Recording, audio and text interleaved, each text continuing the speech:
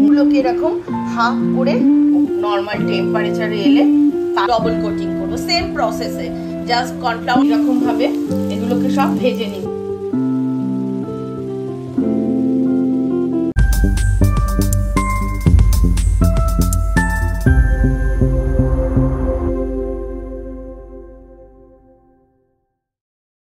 Good evening বন্ধুরা, প্রবাসী দেশ চ্যানেলের আর একটা ভিডিওতে সবাইকে স্বাগত। একটু নুন আর একটু ভিনিগার দিয়ে দিলে ডিমগুলো খুব ভালো সেদ্ধ হয়। আজকে বানাবো ডিমের ডেভিল। দেখো পেঁয়াজটাকে আমি ভাজতে দিয়ে দিয়েছি, যেখানে আমি আলু সেদ্ধ করে নিয়েছি, রসুন বাটা, লঙ্কা কুচিয়ে নিয়েছি, আদা বাটা, এখানে ডিম সেদ্ধ হচ্ছে আর পেঁয়াজটা আমি ভাজতে দিয়েছি।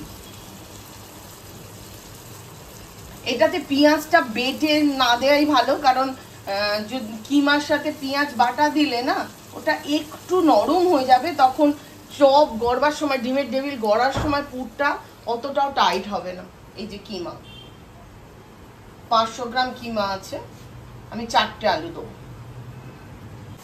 পেঁয়াজটা দেখো ভাজা ভাজা হয়ে গেছে। এবারে আমি এর মধ্যে দেবো কাঁচা লঙ্কা কুচি,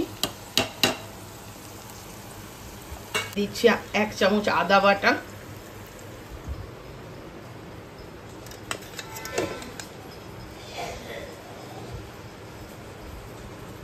আর 1 চামচ রসুন বাটা দিয়ে এবারে এটাকে ভালো করে কষবো। এবারে আমি এর মধ্যে দেবো হলুদ গুঁড়ো।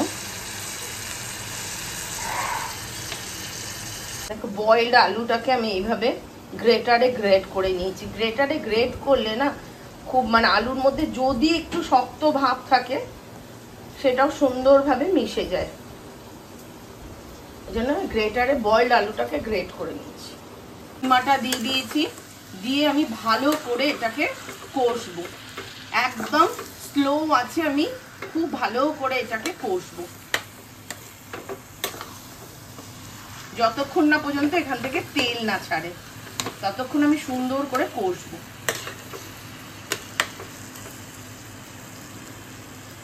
মাটন কিমাটা আমি স্লো আছে একটু কুক করছি, কষছি। যত ভালো করে স্লো আছে কষবে তত টেস্টি হবে। এর মধ্যে এবারে নুনটা দিয়ে দিলাম আর খুব অল্প একটু চিনি। এবারে দেখো তেল বেরিয়ে এসছে। এবারে আমি এর মধ্যে আলুটাকে অ্যাড করে দেবো। এবারে আমি আলুটাকে অ্যাড করছি। আলুটাকে এবারে কিমার সাথে সুন্দর করে মিশিয়ে নিয়েছি, নিয়ে এবারে কিছুক্ষণ সময় কষবো আর এটাকে একদম শুকনো করে নেবো।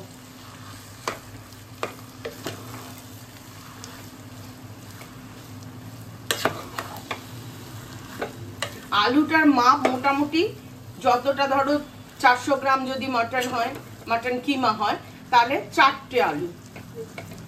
এখানে আমার 500 গ্রাম কিমা আছে, আমি ছোট ছোট 5টা আলু দিয়েছি।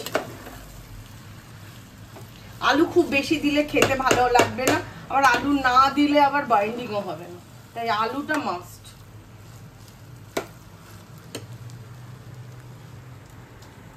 এবারে ডিমগুলোকে এরকম হাফ করে কেটে নিয়েছি, আর ডিমের ওপরে একটু নুন আর গোলমরিচ দিয়ে দেবো, ছড়িয়ে দেবো। তবে ওটা করবার কিছুক্ষণ আগেই দেবো, কারণ নুন দিলে আবার অনেক সময় জল কেটে যাওয়ার ভয় থাকে।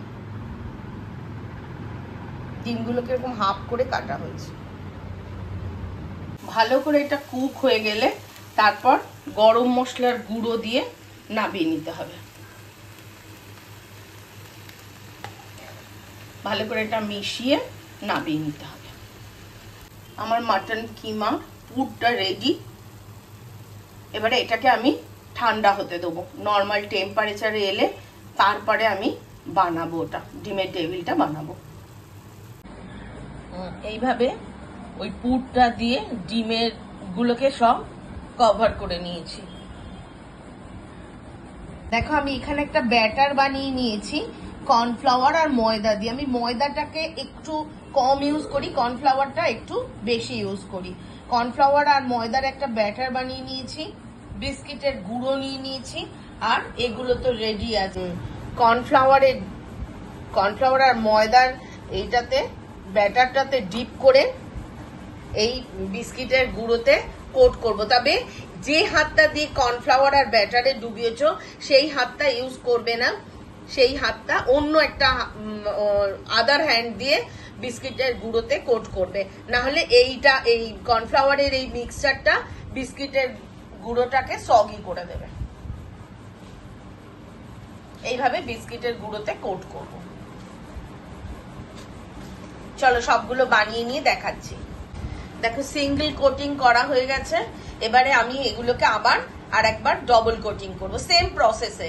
জাস্ট কর্নফ্লাওয়ার আর ময়দার ওই ব্যাটারটাতে ডিপ করে আর এই এটাতে বিস্কিটের গুঁড়োটাতে আমি কোট করব।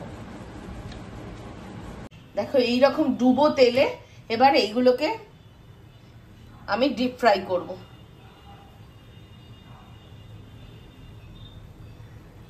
দেখো এইরকম ভাবে এগুলোকে সব ভেজে নিতে হবে।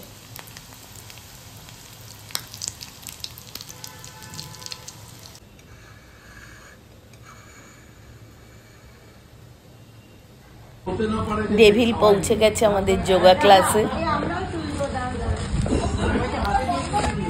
এবারে আমরা সবাই মিলে ডেভিল এনজয় করব। আজকের ভিডিওটা এখানেই শেষ করছি। ভালো লাগলে please like, share and subscribe.